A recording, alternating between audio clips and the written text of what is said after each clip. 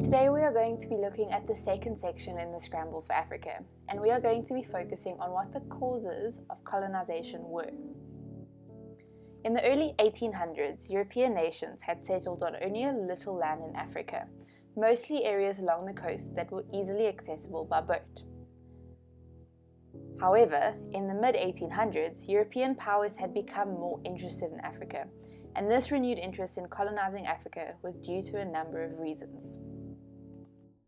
One of the main causes of colonization was that the Industrial Revolution, which was driven by capitalism, required raw materials that Europe did not have.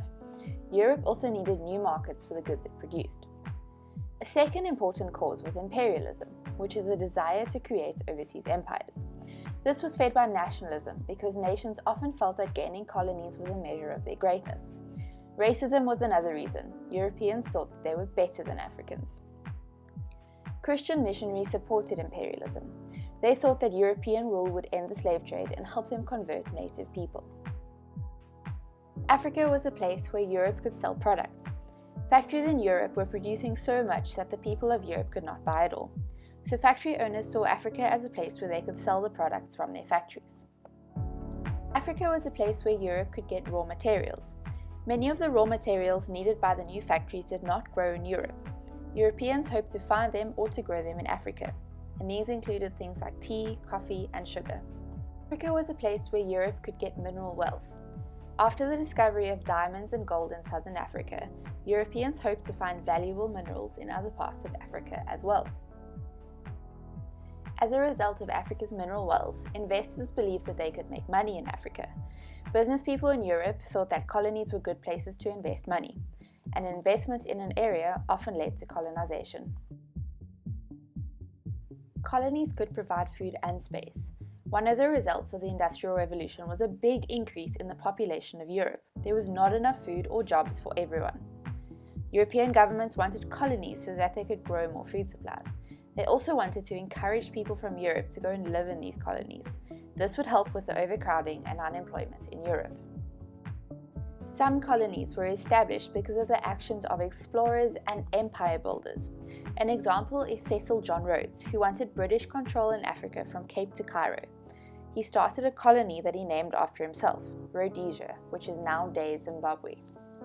At that time, European countries were proud of their growth and achievements. They competed for colonies, as a colonial empire was another way of showing their power. Sometimes they took over parts of Africa's colonies simply to prevent their rivals from doing so. European countries wanted some areas of Africa because of their strategic importance. This means that their position made them very valuable. An example is Egypt. After the Suez Canal was built, it made it easier for Europeans to reach Africa and Asia. The major colonial powers were Great Britain, France, Belgium, Portugal, Italy, Germany, and Spain. And so, how were these European powers able to colonize Africa so quickly?